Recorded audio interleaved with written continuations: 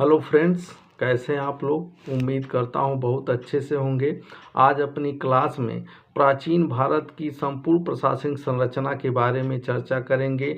जैसे मौर्य युग में जो सर्वप्रथम प्रदेश आया और कौटिल्य की अर्थशास्त्र की जो पुस्तक है वह प्रशासन पर लिखी गई भारत की प्रथम पुस्तक है और उसमें सर्वप्रथम प्रशासनिक संरचना के बारे में बताया गया। तो मौर्य युग में संपूर्ण राज्य प्रांत में विभाजित था, जिसका प्रमुख प्रांतपति होता था। प्रांत आहार या विषय में विभाजित था, जिसका प्रमुख विषयपति होता था। और विषय या जिला अनेक खंडों में, जैसे स्थानिक जो 800 गांवों का समूह होता था, स्थानिक द्रोणमुख में 400 गांवों का समूह होता था, खरवाटिक 200 गांवों का समूह होता था, संग्रहण 100 गांवों का समूह होता था और संग्रहण ग्राम में विभाजित था, जिसका मुखिया ग्रामणी होता था।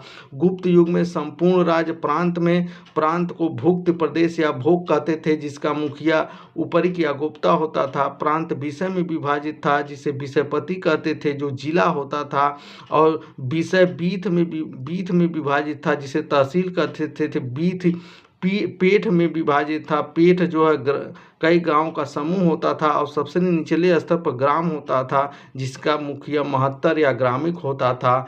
और आगे चोल राज्य, संपूर्ण चोल राज्य मंडल में विभाजित था, जिसे प्रांत कहते थे। और मंडल बलुनाड में विभाजित था, जिसे जिला कहते थे। और बलुनाड नाड में विभाजित था, नाड को परगना कहते थे। और नाड कुर्रम में या कुट्टम में विभाजित था, जो कई गांव का समूह होता था। और सबसे निचले स्तर पर ग्राम होता था, जिसका मुखिया ग्रामणी होता था। और संपूर्ण प्राचीन काल में चोल प्रशासन स्थानीय प्रशासन का सबसे विकसित रूप था। और ये आपकी परीक्षा में अवश्य ही प्रश्न पूछा जाता है। यदि आप इससे पढ़ते हैं तो एक प्रश्न आपका तैयार हो जाएगा, जो भी आगामी परीक्षाएं होने वाली हैं। धन्यवाद मित्रों।